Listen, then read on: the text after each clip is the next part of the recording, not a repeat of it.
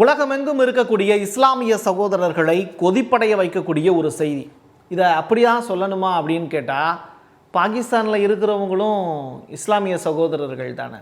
But அடியாலா சிறையில் இருக்கக்கூடிய அந்த சிறைச்சாலையில் இருக்கக்கூடிய அதிகாரிகளும் இஸ்லாமியர்கள் தானே. அப்போ அவங்கள வழிநடத்தக்கூடிய ஹெட்டும் இஸ்லாமியர்கள் தானே. இறந்து போனதாக சொல்லப்பட்டிருக்கக்கூடிய இம்ரான்கான் அவர்களும் இஸ்லாமியர் தானே. இதை நான் அந்த கண்ணோட்டத்தில் பார்க்கல. ஒரு நாட்டினுடைய பிரைம் மினிஸ்டர் அந்த நாட்டுக்காக உழைச்சி அதற்கு பிறகு ஊழல் குற்றச்சாட்டு அப்படிங்கிற பேரில் கைது செய்யப்பட்டு இன்றைக்கி சிறைச்சாலையில் மரணமடைந்திருக்கிறார் அப்படிங்கிற ஒரு செய்திங்கிறது தான் இங்கே தலைப்புச் செய்தியாக மாறியிருக்கு. ஒட்டுமொத்த உலகமும் பாகிஸ்தானை பற்றிய பிம்பத்தை வேறு மாதிரி கட்டமைக்குது. ஆனால் அதுதான் இங்கே உண்மை அப்படிங்கிற மாதிரியான நிகழ்வுகளும் இப்போ இங்கே அரங்கேறிக்கிட்டு இருக்கு. ஒரு சக மனிதனுடைய மரணத்தை பற்றிய முழு விவரத்தை தான் நம்ம பார்க்க போகிறோம். பாகிஸ்தானுடைய முன்னாள் பிரதமர் இம்ரான்கான் அவர்கள் அடியாலா அப்படிங்கிற சிறைச்சாலையில் கடந்த 2 ஆண்டுகளுக்கு மேலே அங்கே சிறை தண்டனையில் இருக்கார். ராவல்பிண்டியில் இருக்கக்கூடியது இந்த அடியாலா சிலை. பார்த்துக்கோங்க. இப்போ இந்த இம்ரான்கான் அடித்தே கொலை செய்யப்பட்டார் அப்படிங்கிறது தான் ஹாட்டான நியூஸாக பரவிக்கிட்டு இருக்கு. இம்ரான்கானை அடித்து கொண்டுட்டாங்களா அப்படிங்கிறது தொடர்பான செய்திகள் பயங்கரமாக ஓவர் நைட்டில் ஸ்ப்ரெட் ஆகுது. மக்களே பார்த்தீங்கன்னா, நீங்கள் நேற்று இரவு சரியாக 9 மணிக்கு மேலே இந்த செய்தி பரவ ஆரம்பிக்குது. மக்கள் எல்லாரும் ஒன்று கூட ஆரம்பிக்கிறாங்க. பிடிஐ கட்சியை சேர்ந்தவங்க அங்கெங்கும் இங்கென்றுமாக இருக்கக்கூடியவங்க எல்லாமே இந்த ராவல்பிண்டியில் இருக்கக்கூடிய அடியாலா சிறைச்சாலை முன்னாடி குவிகிறாங்க. ஒரு பெரிய மாசான போராட்டம் நடக்குது. இந்த போராட்டத்துக்கு முதலாக அந்த இடத்துல இந்த போராட்டம் நடக்கிறதுக்கு காரணமாக இருந்த 3 பேர் இருக்காங்க. அவங்க யாருங்கிறத தான் அடுத்தடுத்து நான் சொல்ல போகிறேன். உங்களுடைய தொழில் சம்பந்தமான விளம்பரங்களை நமது சேனலில் ஒளிபரப்ப உங்களுக்கான அருமையான வாய்ப்பு. Prasad signature media broadcasting private limited. நீங்க நியூஸ் ரீடரா மாறணுமா, கண்டென்ட் கிரியேட்டரா உருவாகணுமா, சேட்டலைட் சேனல்ல ரிப்போர்ட்டரா வேலை பார்க்கணுமா, டாக்குமெண்ட்ரி மேக்கிங்ல இருந்து ஜேர்னலிசம் பற்றிய முழுமையான பயிற்சி பெற உங்களுக்கான அருமையான வாய்ப்பு. எங்களை தேடி வாங்க. ஆன்லைன் மற்றும் நேரடி பயிற்சி வகுப்புகளும் சர்டிபிகேட் கோர்ஸாவே கத்துத்தரும். மீடியா துறையில் 10 ஆண்டுகளுக்கு மேல அனுபவம் உள்ளவர்கள் பயிற்சி கொடுப்பார்கள். வாய்ஸ் ஓவர் தொடங்கி வாய்ஸ்லெஸ் பீப்புளுக்காக உங்களை சிறந்த ஜேர்னலிஸ்டா உருவாக்க வேண்டியது எங்களோட பொறுப்பு. ஸ்கூல்ஸ் அண்ட் காலேஜஸ்ல ஜூனியர் ஜேர்னலிஸ்ட்ங்கிற பேர்ல ஒர்க் ஷாப்பும் கண்டக்ட் பண்ணி கொடுக்கிறோம். மோட்டிவேஷனல் ஸ்பீக்கரா கடந்த 15 ஆண்டுகளா கல்வி நிறுவனங்களுக்கு நிகழ்ச்சிகளும் நடத்தி தரோம். தொடர்புக்கு 9944790333 94493594 prasadsignature@gmail.com. இம்ரான்கான் செத்து போயிட்டாரா அப்படிங்கிறத இன்னும் யாரும் ரிவீல் பண்ணலை. பாகிஸ்தான் கவர்மெண்ட்டும் இன்னும் சொல்லலை. பட் இந்த வீடியோவோட கடைசியில் ஒரு டிவி சேனல் அது தொடர்பான முக்கியமான வீடியோ ஆதாரங்களை வெளியிட்டிருக்காங்க. அது என்ன விவரம் அப்படிங்கிறத இந்த வீடியோவோட கடைசியில் நீங்கள் பார்த்து தெரிஞ்சுக்கலாம். அது வரைக்கும் கொஞ்சம் பொறுமையாக நான் சொல்லக்கூடிய விஷயங்களை கவனிங்க. இம்ரான்கானை கொலை செஞ்சுட்டாங்கங்கிறது தொடர்பான ஒரு இமேஜ் ஒன்று பெருசாக பரவிக்கிட்டே இருக்குது. இந்த இமேஜில் உண்மைத்தன்மை இருக்கா அப்படிங்கிறது தெரியல. அதனால தான் நம்ம இதை பிளர் பண்ணி காமிச்சிருக்கோம். யார் கொலை செய்தது அப்படிங்கிற முதல் கேள்வி இருக்குது. இறந்து போயிட்டாரா அப்படின்னு தெரியல. பட் கொலை செஞ்சுருக்காங்க அப்படின்னா யார் கொலை செஞ்சா அப்படிங்கிறது. மக்களுடைய சந்தேகம் யார் மீது? கண்டிப்பாக ஆளக்கூடிய தரப்பு மீது தான் இருக்கும். அது நிச்சயமாக பாகிஸ்தானுடைய இராணுவ தளபதியாக பொறுப்பேற்று இருக்கக்கூடிய முனீர் மீது கூட இருக்கலாம். ரைட்டா? அப்போது நீங்கள் கொஞ்சம் ஒரு சில விஷயங்களை யோசிச்சு பாருங்கள். நீங்கள் ஜல்லிக்கட்டு போராட்டம் நடந்ததில்ல, அப்போது லைட் அடித்து நம்மெல்லாம் நம்மளுடைய ஆதரவை ஜல்லிக்கட்டு போராட்டத்துக்காக கொடுத்தோம். இது மாதிரியான நிகழ்வு பாகிஸ்தானில் தான் ஃபஸ்ட்டு அரங்கேறிச்சு. பிடிஐ கட்சி ஆரம்பிக்கப்பட்ட போது பாகிஸ்தானுடைய முன்னாள் பிரதமராக இருந்த இம்ரான்கான் தேர்தலில் 2018 தொடக்க காலகட்டத்தில் அவர் நிற்கும் போது அவர் சொல்லியிருந்த விஷயங்கள், நீங்கள் லைட் அடித்து இந்த பிடிஐ கட்சியை வளர்க்கணும் அப்படிங்கிற ஸ்டேட்மெண்ட்லாம் சொல்லியிருந்தார். அது மாதிரி பிடிஐ கட்சியினர் நேற்று இரவு முழுவதுமே தன்னுடைய மொபைலில் இருக்கக்கூடிய அந்த லைட் இருக்குல்ல, ஃப்ளாஷ் லைட் இருக்குல்ல, அதை அடித்து தன்னுடைய எதிர்ப்பை காமிச்சாங்க அரசுக்கு. காரணம் என்னன்னா, தெருவில் இறங்கி மக்கள் போராட்டம் பண்ண ஆரம்பித்தாங்க. 22 நாட்களாக இம்ரான்கானை யாருமே பார்க்கல அப்படிங்கிறது தொடர்பான செய்தி தான் அதுக்கு காரணம். அந்த 3 பேர் யார் அப்படிங்கிறதையும் நான் சொல்கிறேன். அதே நேரத்தில் 22 நாட்களாக ஒரு சிறை கைதியை பார்க்கறதுக்கான அனுமதி ஏன் மறுக்கப்பட்டது அப்படிங்கிற கொஸ்டினையும் இந்த இடத்துல நம்ம எழுப்ப வேண்டிய தேவைங்க. சரி, அந்த 3 பேர் யாருங்கிறத பார்த்துடலாமா? இவங்க தான் அந்த 3 பேர். இம்ரான்கானுடைய சகோதரிகள் இந்த 3 பேர். நோரின் அப்பா அப்படிங்கிற லேடி, இவங்க தான் வந்து வயசில் மூத்தவங்க. அவங்க கதறி கண்ணீர் வடித்து வெளியில் வந்து பேட்டி கொடுக்குறாங்க. என்னுடைய சகோதரனை கொலை செஞ்சுட்டாங்க, பாகிஸ்தான் அரசு கொன்றுச்சு, மக்கள் எங்களுக்கு பதில் சொல்லணும். ஏன்னா மக்கள் சார்பாக நின்று தானே அவர் பிரதமராக போய் உட்கார்ந்தார். அதற்கு பிறகு மக்களால் தானே வந்து இன்றைக்கி அவர் சிறை தண்டனை அனுபவிக்கிறார். மக்களுக்காக தானே எல்லாம் செஞ்சார். அப்புறம் ஏன் வந்து அவர் இன்றைக்கி வந்து இறந்து போயிட்டார் அப்படிங்கிற செய்தியை வந்து யாரும் சொல்லக்கூட மாட்டுறாங்க.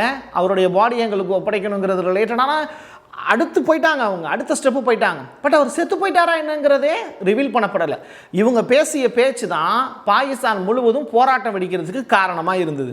ஸோ அது மட்டும் இல்லை, பாகிஸ்தான் மக்களே எங்களுக்கு உதவுவீர்களா அப்படின்னு இவங்க கொடுத்த பேட்டி மக்களை வந்து பெரிய அளவில் கொந்தளிப்புக்கு உள்ளாக்கிடுச்சு. நீங்கள் இது ஒரு ரூமர் செய்தியாக இருந்தால் கூட மக்களுக்கு போய் அது எப்படி பதியும் அப்படின்னா, ஆகா நம்முடைய தலைவனுக்கு ஒரு பெரிய பிரச்சனையை, அப்போ நம்ம தான் அந்த இடத்துல வந்து போய் முன்னாடி நின்று போராட்டம் பண்ணணும்னு சொல்லிட்டு மக்கள் எல்லாருமே ஒன்று சேர ஆரம்பிச்சிடுறாங்க. அதுவும் உணர்ச்சிகளை தூண்டி விட்டு தான் அந்த இடத்துல ஒரு பெரிய வேலை நடக்குதுங்கிறத நீங்கள் ஈஸியாக புரிஞ்சுப்பீங்க. அது மட்டும் இல்லை, பாகிஸ்தானில் இருக்கக்கூடிய பிடிஐ கட்சியினருக்கு ஒரு பெரிய சப்போர்ட் என்னென்னா பெண்கள் தான். அங்கே இருக்கக்கூடிய பெண்கள் வந்து பாகிஸ்தானில் நீங்கள் கிரிக்கெட் அப்படிங்கிறது ரொம்ப உயிருக்கு உயிராக நெருக்கமானதாக பார்ப்பாங்க. நீங்கள் கிரவுண்ட்லையும் சரி வீடுகள்லையும் சரி கிரிக்கெட்டுக்கு அவ்வளவு முக்கியத்துவம். இம்ரான்கான் யாருன்னு உங்களுக்கே தெரியும். 80s 90s கிட்ஸ் வந்து நீங்கள் டிவி பார்க்குறீங்கன்னா பாகிஸ்தானில் ஒரு முக்கியமான பவுலர் யாருன்னா இம்ரான்கான். ஸோ கிரிக்கெட் விளையாடி மக்களுடைய நன்மதிப்பை பெற்று அதற்கு பிறகு தான் அவர் அஃப்ரைடி உள்ளிட்டவங்கள்லாம் இந்த அரசியலுக்குள்ளே நுழைகிறாங்க. அதுலேயும் இம்ரான்கானுக்கு கிடைச்ச சப்போர்ட்டுங்கிறது பெண்கள்கிட்ட அதிகம். அந்த அளவுக்கு ஒரு ஹீரோவாக பார்க்கப்பட்ட நபர் தன்னுடைய ஹீரோ மரணத்தை தழுவி விட்டார் அப்படிங்கிற செய்தி கேட்ட உடனே பெண்கள்லாம் தெருவில் இறங்கி போராட்டம் பண்ண ஆரம்பிச்சிட்டாங்க. கலெக்டரா ஹிஜாபன் தூக்கி போட்டுட்டு 50 பேர் வந்து நேற்று இரவு முழுவதும் அந்த போராட்டம் நடத்திய காட்சிகளை நீங்கள் ட்விட்டரில் பார்க்க முடியும். இதுக்கெல்லாம் காரணம் யாருன்னா இவர் தாங்க, பாகிஸ்தானுடைய இராணுவ தளபதி முனீர் அப்படின்னு சொல்லிட்டு மக்கள் இவருக்கு எதிராக கொந்தளிக்க ஆரம்பிச்சிட்டாங்க. நீங்கள் கொஞ்சம் யோசிச்சு பாருங்கள், முனீரை பற்றிய செய்திகளை நீங்கள் அடிக்கடி நம்ம செய்தித்தாள்களில் படிச்சிருப்போம். இப்போது ஷபாஸ் ஷெரீஃபுக்கு விட ஒரு ஹையஸ்டான ஒரு பொறுப்பு வந்து முனீருக்கு கொடுக்கப்பட்டிருக்கு. அவர் தான் வந்து அத்தாரிட்டி. எங்கே ஹையஸ்டான ஒரு அத்தாரிட்டி யாருக்கு கொடுக்குறாங்க? இவருக்கு, முனீருக்கு கொடுத்துருக்காங்க. அவர் எடுக்கக்கூடிய முடிவு தான் பாகிஸ்தானில் இறுதி முடிவுங்கிற அளவுக்கு அவருக்கு வானளாவிய அதிகாரம் கொடுத்துருக்காங்க. ஸோ இராணுவ தளபதி முனீர் என்ன சொல்கிறாருன்னு கேட்டால் ஒன்றுமே சொல்ல மாட்டார். கிட்டத்தட்ட 24 மணி நேரம் ஆயிடுச்சு, இன்ன வரைக்கும் அவர் எந்த பதிலும் சொல்லலைங்கிறது தான் மக்களுடைய கடுப்புக்கு காரணம்.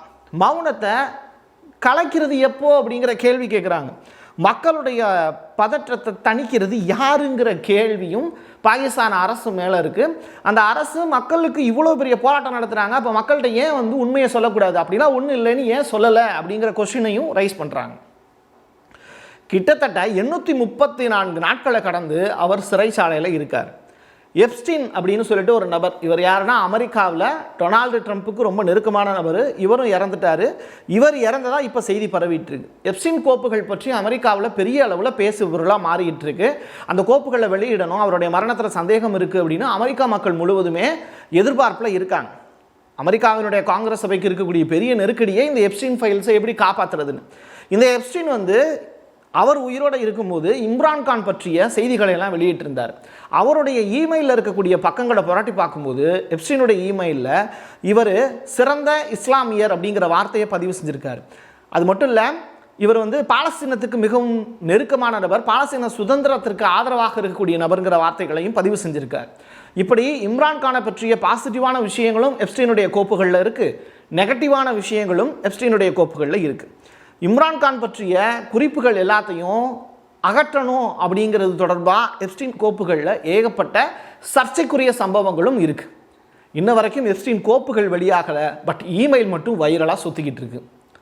இப்படிப்பட்ட நிலையில் இம்ரான்கான் பற்றி அவருடைய சகோதரிகள் நூரின் கான், அலிமா கான், உஸ்மான் கான் அவங்கெல்லாம் சொன்னது என்ன அப்படிங்கிறது தொடர்பான விஷயங்களை பாகிஸ்தானில் இருக்கக்கூடிய டிவி மீடியாக்கள் விமர்சனத்துக்கு உள்ளாக்கிட்டாங்க. அரசு என்ன செய்யுது அப்படிங்கிற மாதிரியான கொஸ்டினும் ரைஸ் பண்ண ஆரம்பிச்சிட்டாங்க. ஒரு பக்கம் என்னென்னா மக்கள் ஒரு பக்கம் போராட்டம் பண்ணிக்கிட்டு இருக்காங்க, இன்னொரு பக்கம் என்னென்னா இம்ரான்கான் இறந்து போயிட்டார் அப்படிங்கிற செய்தியை வந்து வெளியாகும்போது ஒரு பக்கம் பட்டாசு வெடித்து கொண்டாட ஆரம்பிச்சிட்டாங்க. என்னடா இது, ஒரு கட்சியினுடைய தலைவர் வந்து இறந்து போயிட்டார், ஒரு நாட்டினுடைய கிரிக்கெட் வீரர் இறந்து போயிட்டாருன்னு ஒரு செய்தி கிடைக்குது. எதிர்கட்சியை சேர்ந்தவங்க எல்லாருமே, யார் ஷபாஸ் ஷெரீஃபினுடைய கட்சியை சேர்ந்தவங்க எல்லாமே அவர் இறந்து போயிட்டாருன்னு சொன்ன உடனே அந்த செய்தி உண்மையா என்னையா அப்படிங்கிறத பற்றிலாம் அவங்களுக்கு கவலை இல்லை. பட் அவங்க இம்ரான்கான் இறந்து போனதை வந்து செலிப்ரேட் பண்ணுறாங்க, பட்டாசு வெடித்து கொண்டாடுறாங்க. அந்த காட்சிகளும் ட்விட்டரில் வந்து கிடக்கு. இப்படிப்பட்ட நிகழ்வுகளும் அரங்கேறுது. என்ன மாதிரியான மக்கள் ஒரு மனுஷன் இறந்து போயிட்டாங்க அப்படின்னு சொல்லும்போது அதற்காக வருத்தப்பட வேண்டாமா? நம்முடைய நாட்டுக்காக கிரிக்கெட் விளையாண்டு நாட்டினுடைய கோப்பையை வாங்கி கொடுத்தவர் அவர்.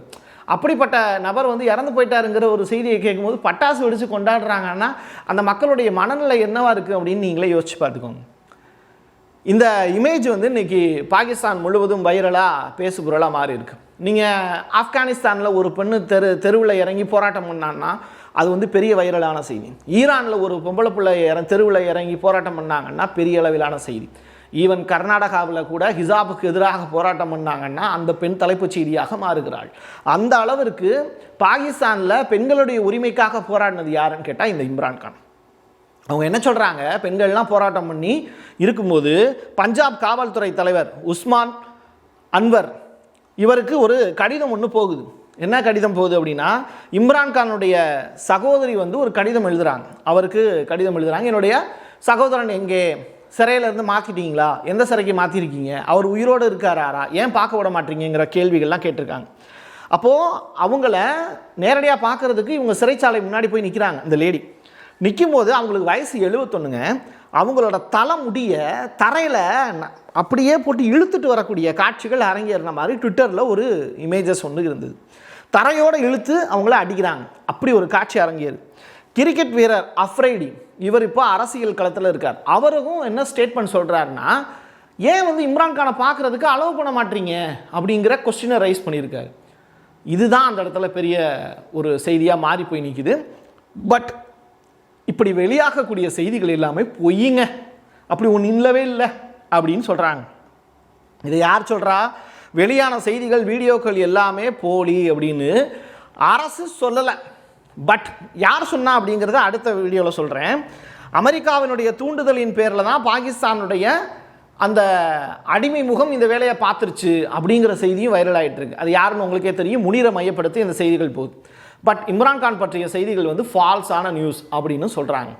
சரி, இதை யார் ரிவீல் பண்ணுறா? அரசு இன்ன வரைக்கும் எந்த ஸ்டேட்மெண்ட் சொல்லலைன்னு சொல்லிட்டாங்க. பட் ஒரு டிவி சேனல் இதை பெரிய செய்தியாக்கி போடுறாங்க. இம்ரான்கான் சிறையில் இருந்து வேற எங்கும் மாற்றப்படவில்லை அப்படிங்கிறது ஃப்ளாஷ் நியூஸ். இதை யார் செய்தியாக போடுறான்னா, பாகிஸ்தானில் இருக்கக்கூடிய ஒரு மிக முக்கியமான செய்தி ஊடகம் ஜியோ நியூஸ் அப்படின்னு அவங்க கொடுத்துருக்கக்கூடிய ரிப்போர்ட்டை நம்முடைய இந்தியா டுடே செய்தியாக மாற்றி போடுறாங்க. இன்றைக்கி மதியம் அப்படி இல்லாட்டி அடுத்த செவ்வாய்க்கிழமை நீங்கள் இம்ரான்கானை பார்க்கறதுக்கான அனுமதி அவங்களுடைய குடும்பத்தினருக்கு கொடுக்கப்படும் அப்படிங்கிறத சிறைத்துறை நிர்வாகம் சொன்னதாக இந்த ஜியோ நியூஸ் செய்தி வெளியிடுது. ரைட்டா? இதற்கான ஆதாரங்கள் இந்தியா டுடேயில் செய்தியாக வெளியிட்டிருக்காங்க. சரி, இந்தியா டுடே வெளியிட்ட செய்தி உண்மைதானா அப்படின்னு நம்ம ஜியோ நியூஸினுடைய சைட்டில் போய் பார்க்கும்போது அவங்களுடைய வெப்சைட்டு பிளாக் பண்ணப்பட்டிருக்கு. என்னடா இது, இந்த சைட்டு மட்டும் ஓப்பன் ஆக மாட்டேங்குது, நெட்வொர்க் டவுனாக இருக்கும் அப்படின்னு இன்னொரு சிஸ்டத்தில் தேடி பார்க்குறோம். அங்கேயும் பார்த்தீங்கன்னா அந்த சர்வர் மட்டும் டவுனாக இருக்குது. சரி, வேற ஒரு இடத்துலையாவது அந்த ஜியோ நியூஸ் சக்ஸஸ் ஆகுதான்னு சொல்லிட்டு ஃபோன் பண்ணி கேட்டால் அங்கேயும் டவுன். டோட்டல் நெட்வொர்க்கும் டவுனாக இருக்குது. இந்த ஜியோ நியூஸ் மட்டும் அது தொடர்பான அந்த வெப்சைட் மட்டும் ஓப்பனே ஆகலை. செக் பண்ணுறதுனா செக் பண்ணிக்கோங்க. இப்போது அந்த சைட் ஓப்பன் ஆச்சு அப்படிங்கிற தகவல் உங்களுக்கு கிடைச்சாலும் நீங்கள் கமெண்ட் பாக்ஸில் பதிவு செய்யலாம். இப்போது சிறைத்துறை நிர்வாகம் அப்படி வந்து பார்க்கலாம் அப்படிங்கிற செய்தியை சொன்னதா ஜியோ நியூஸ் செய்தி வெளியிட்டிருக்கிறதா இந்தியா டுடே செய்தியில் பார்க்க முடியுது. இப்போ இந்த ஜியோ டிவியினுடைய சர்வர் வந்து முடக்கப்பட்டது எதனால் அப்படிங்கிற கேள்வி இன்ன வரைக்கும். இப்போ கடைசியாக நான் அந்த வீடியோவை எடுக்கும்போது மணி என்ன, கரெக்டாக வந்து 11:30 மணி ஆகுது, காலையில் 11:30 மணி. இப்போ இந்த இடத்துல வந்து நான் ஒரு செய்தியை பதிவு செய்கிறேன். ரூமர் அப்படிங்கிற மாதிரி பாகிஸ்தானுடைய அரசு இன்ன வரைக்கும் இம்ரான்கானுடைய இறப்பு பற்றிய விவரங்களை வெளியிடவே இல்லை. அவர் உயிரோடு இருக்கார் அப்படிங்கிறது தொடர்பான விவரங்களையும் வெளியிடலை. மக்கள் போராட்டம் பண்ணால் போராட்டம் பண்ணிக்கோ, டிவி நியூஸ் செய்தி போட்டால் செய்தி போட்டுக்கோ, அதை பற்றி எனக்கு எந்த கவலையும் இல்லை அப்படின்னு அமைதியாக தன்னுடைய வேலையை அமெரிக்காவுக்காக ஆற்றி கொண்டிருக்கிறது பாகிஸ்தான் அரசு. என் கையெழுத்து என் மக்களுக்கானது உறவுகளே.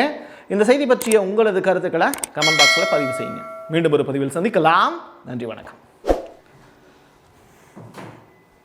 உங்களுடைய தொழில் சம்பந்தமான விளம்பரங்களை நமது சேனலில் ஒளிபரப்ப உங்களுக்கான அருமையான வாய்ப்பு. Prasad signature media broadcasting private limited. நீங்க நியூஸ் ரீடரா மாறணுமா, கண்டென்ட் கிரியேட்டரா உருவாகணுமா, சேட்டலைட் சேனல்ல ரிப்போர்ட்டரா வேலை பார்க்கணுமா, டாக்குமெண்ட்ரி மேக்கிங்ல இருந்து ஜேர்னலிசம் பற்றிய முழுமையான பயிற்சி பெற உங்களுக்கான அருமையான வாய்ப்பு. எங்களை தேடி வாங்க. ஆன்லைன் மற்றும் நேரடி பயிற்சி வகுப்புகளும் சர்டிபிகேட் கோர்ஸாவை கத்துத்தரும். மீடியா துறையில் 10 ஆண்டுகளுக்கு மேல அனுபவம் உள்ளவர்கள் பயிற்சி கொடுப்பார்கள்.